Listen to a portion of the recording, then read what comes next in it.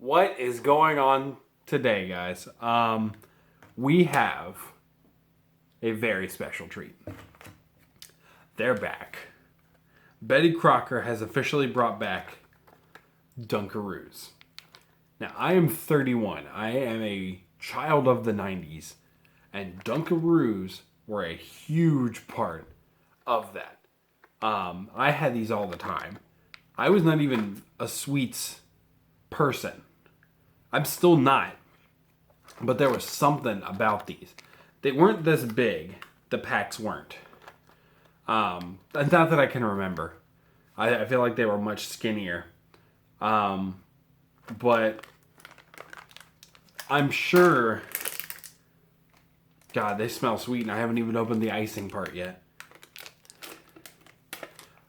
I'm sure the recipe hasn't changed too much. I'm sure they're just as unhealthy for me as they've always been.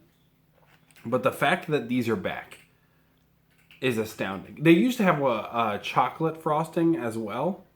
I don't know if that's back or if it's just this one. I always preferred this one anyway. But let's stop yammering. Let's get into it. So in case you don't remember Dunkaroos, it's just these little cookies and icing to dunk them in. That's all it is. It tastes like my childhood. Just these little vanilla shortbread cookies. And you dunk them in this icing that had little rainbow chips in it. These were a staple of my lunchbox. I had this purple. It was huge. This purple lunchbox with the Tasmanian devil on it. I have a metal lunchbox over here. I have an Earthworm Jim lunchbox. But that's new. That wasn't from being a kid. But I had this purple Tasmanian devil lunchbox. And so everyone would always talk to me about Taz and ask me if he was my favorite Looney Tune, which he's not.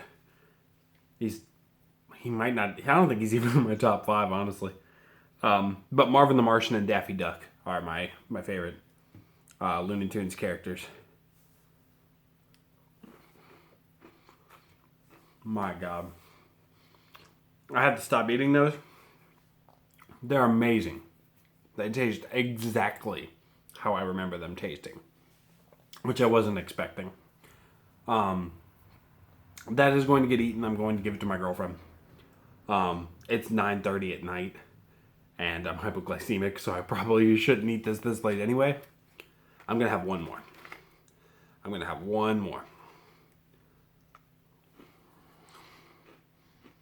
That's wonderful. I remember I would always eat the icing too sparingly because there's a ton. This is full. And I've already eaten so many cookies. And this is still basically full. So the last 2, 3, 4 cookies, you're just just scooping it. You have just this soup ladle of icing that you would just eat. Or you'd be done and you'd be digging your finger in there and eating it. But I loved these things. It immediately, the taste of it takes me back to being in the cafeteria of my elementary school. Or my, as we called it, cafegimatorium. Because it was the cafeteria, the gymnasium, and the auditoriums whenever we would have meetings. It was all in this one big room. I went to a very, very poor school. We had a gym, but it was only used for team sports, for training. They didn't want to ruin the floors, scuff up the floors for the basketball team. So the class was in the cafeteria. They would fold up all the tables into the walls, and you'd have gym in there. They had the basketball lines and volleyball lines painted on the floor, the concrete floor of the cafeteria. And then whenever it was lunchtime, because all the classes took lunch at one time, probably for scheduling gym classes, so all the kids went to lunch at the same time. They'd fold all the tables out of the walls. They folded up like Murphy beds. They would just accordion out of the walls and then they would lock them into place on the bottom so they wouldn't spring up on kids. And you'd eat, and then there was this big window when you were done. It was a window in the wall, and it had a trash can next to it, and you were supposed to like dump your tray onto it to knock all the stuff into the trash can. And then there was like a chute. It looked like a laundry chute, and you'd put your trays in it, and they would get cleaned at some point back there with a pressure sprayer, and then they'd be back up at the front later on, or the next day whenever you would get lunch again. Probably, I would almost bet money that they didn't use soap when cleaning these trays. Because you could see, if you looked, you could see the hose, the pressure hose, and you could see steam. So I'm pretty sure they just cleaned them with very hot water and pressure. But tasting these, it brought all that back to me. Or playing in gym class and having a koosh ball and throwing it up really high and it getting stuck in the rafters of the gymnasium. And then me being upset and my friend crying because I was upset. It was my toy and I wasn't upset that I lost it. Whatever. This just brought back so many good memories. I'm eating one more. I don't even care. I can't recommend this. This is a 5 out of 5. I'm not even going to act like it's not. I found these at Kroger.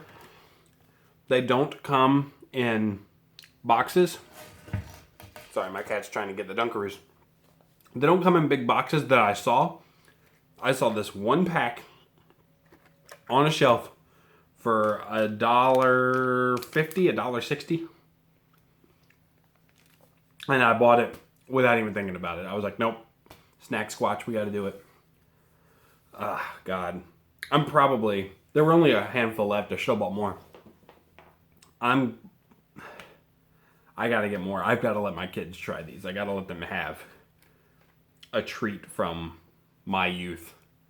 But yeah, guys, I'm just going to ramble if I keep going. This is already longer than my videos usually are. So, Dunkaroos, easily, probably the easiest 5 out of 5 I could ever give. I might give it an honorary 6 out of 5. I don't like doing that. I'm being like the whole 11 out of 10. I don't like doing that. But if I was going to break the scale, it'd be for these. They taste like they were just traveled through time from 1995 till right now. And as crappy of a year as 2020 has been, and it has been an insanely crappy year for everybody, and especially my family, it's been very hard. For this simple snack food to bring any kind of light back into my life, I am so thankful for. So for that alone, plus how amazing this is, it's an easy 5 out of 5. But until next time, guys, peace.